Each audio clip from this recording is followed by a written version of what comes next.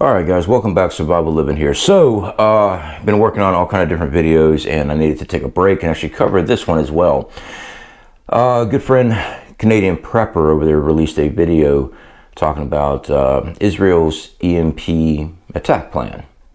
And in the video he talked about the source and stuff. A reputable independent journalist had leaked the information that Israel sent a F-35 with a nuclear weapon to fly over Iran and reach a certain height ceiling and detonate a nuclear weapon to cause a EMP to knock out Iran, take out their nuclear program. All right, guys, so EMP weaponry is a massive surge of power that fries the electrical grid, all right, in layman's term. Now, this is something that we try to prepare for as much as possible as preppers, at least I do.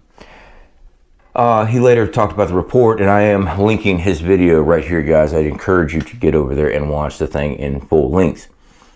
The story went that Russia has went and knocked the F-35 out of the air, shot it down before it got to do its mission. Now, there is speculation. There's a lot of independent open sources and stuff that didn't happen. I'm in agreement with that Russia did not shoot down an F-35 with a nuclear weapon. But is it possible that Israel is planning an E-bomb, an EMP weapon? Guys, if you know anything about nuclear weaponry and EMPs, you can actually launch and detonate a nuclear weapon high in the atmosphere, and it will cause a cascade down of an EMP, knocking out everything line of sight. So, F-35 does not have the ceiling height to get high enough to do a massive EMP. But if you are looking for a strategic hit, you don't have to be that high. You just have to be high enough to where when it cascades down, it does line of sight. Everything that you can see from that altitude is going to get blacked out. So that is possible. It is possible that Israel is planning some type of retaliatory strike using an EMP weapon. Now, EMP weapons, guys, it scares a lot of preppers. It worries me. All right, we try to prepare as much as possible. We do have things in Faraday cages. We have things protected with the EMP Shield. But the fact is, an EMP knocks out the grid, and it's going to be a long time before power is restored. That means food stops, water stops, septic stops. Well, septic backs up is what happened. You have shit water coming out of your toilets because the pump stopped and it's got to go somewhere, and it's coming through those pipes.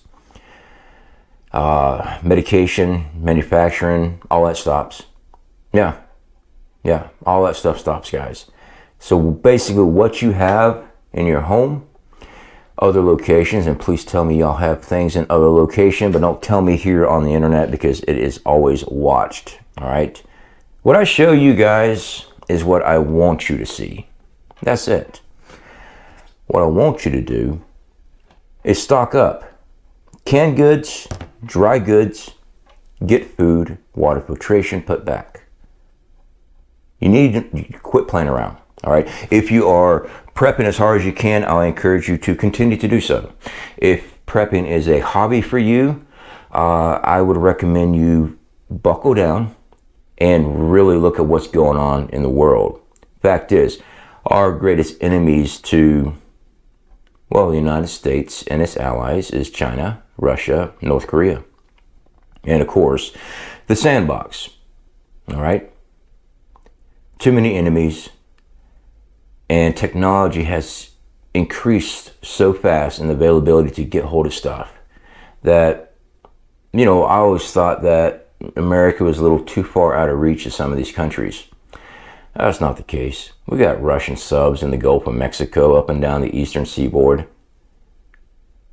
If they want to do something, they can. Now, will we be able to swat everything out of the sky? No, we can't. We don't have the anti-missile system set up all over our country. We don't. We're not in a constant state of war like in the Middle East, where they have to deploy constantly anti-aircraft, anti-missile systems all the time, but they're also looking at a small area like Iran. Oh yeah, Iran's about the size of Texas, if I remember correctly. Israel's a real tiny area. All right, it's easier to put a lot of military equipment in there, defense equipment to knock stuff out of the air. I try to do that across the United States, and anything can and will slip in. We will get hit. EMP weaponry, high enough altitude, we're not going to knock it out of the air, especially with like Russia's hypersonics and things like that. It'll be up there, detonate it before we even knew it was even launched. So be prepared and keep pushing. Again, guys, that latest release from Canadian Prepper is pinned. It's in the description box. It's also in the comments section. I encourage you to get over there and watch that. I've been watching Canadian Prepper for, actually, I think he was the very first prepping channel I ever found on YouTube, ever started watching. He's got a lot of great information. You digest information. He must have an amazing team, or he's up all freaking night long chasing information down, talking to his sources, because the information he provides, one, I haven't been able to get a hold of until much later than it's already been released. Two, the insider information he's getting hold of, worth its weight in gold. So guys, if you have not been over there and watched his videos, I encourage you to do so. People say things about thumbnails and fear-mongering and all that great stuff.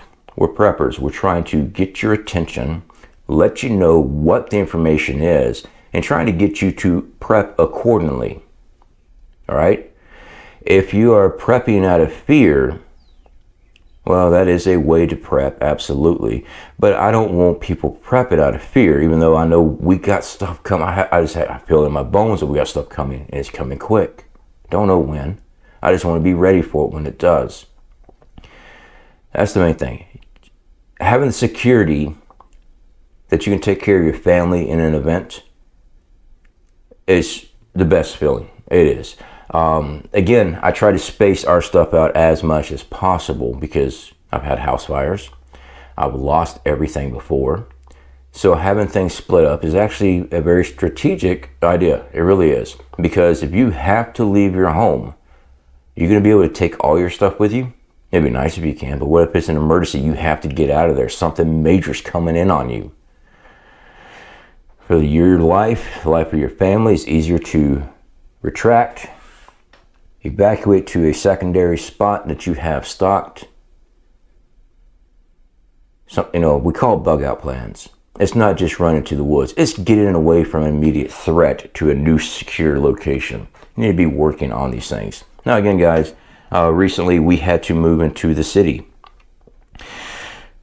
Right. Am I prepping? You're damn right I'm prepping. Do I have multiple evacuation plans? Yeah, and I'm still working on new ones too. I want to have as many options as available because I do know there's like hurricanes in my area. Roads get locked down quick. They get blocked. You cannot get out. You have to know the back ways. Well, fortunately for me, I do. But so do other people. You have to make sure you can travel to and from locations. If you have four-wheel drive vehicle, are the roads and conditions enough that you can use that four-wheel drive vehicle through it? Even though I have a four-wheel drive vehicle, if it's a cattle trail and there's just no way that big old Tahoe of mine is going to make it, I know I have to reevaluate. Even though it's four-wheel drive doesn't mean it's going to make it through that area. I have to test these areas out, and I want to encourage you to do the same. Have multiple ways of evacuation. Alternative power, stuff like that, guys, is awesome to have. If you got windows, obviously you probably do. Work on things to black them out. As far as aluminum foil on the outside, on the inside of your windows and stuff, most people, third shift workers and stuff, they do that to keep their house, nice and dark while they're trying to sleep during the daytime. But there are many things that you can get, fabrics and stuff like that, to set up in your window or even pin across your window frames to black out your house. Something you might want to consider doing, having those things in place for that. Also, I want to encourage you to put pre-cut plywood. All right, I know it sounds crazy, but in hurricane season, we have pre-cut plywood that we have ready to go on the outside of our window, screws in, and we know the windows are not going to get blown in. It's the usual thing around here. Having those things, especially in an event, to block, you know, cover those windows inside and out. You just added a new layer of defense. Easier. It's harder for someone to break through 2 layers of plywood, one on the outside, one on the inside. It just is. There's so many different products out there you can get to protect your home, but you always need to have an evacuation plan.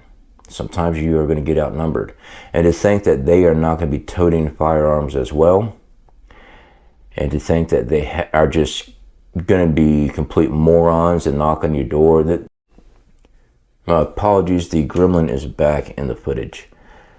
They will use tactics. They will. All right, they might not do it the first time and a whole bunch of them get swacked, but by the time they get to your house, they got it ironed out on what they're doing. So stay vigilant, keep prepping. Do I think that Russia shot the F-35 out of the air? No, I don't. I think that part of the information is incorrect, but I'm looking at what information I can find and base that off of that. Do I believe that an E-bomb was a possibility? Yeah. Do I still think it is a possibility as a deterrent? Yes. If Israel was to use that, get ready for a full blown out war. It's not just going to be there in the sandbox. It is every major power is going to be in operation. All right, guys, appreciate you hanging out with me. Like I said, I do have some more videos to do. We got some more of these crappy survival kits that I picked up at Walmart. I'm trying to encourage you not to buy crap like that. Buy some good quality gear, but you also need to be training with this gear. Now, I've done videos on that crap gear before and actually survived with it, showing how to use it, but it's based off my skill set level, all right? People that don't know how to use that crap, and I mean, some of it's so flimsy, I was afraid I was gonna bust it out there in the field. Don't buy stuff like that.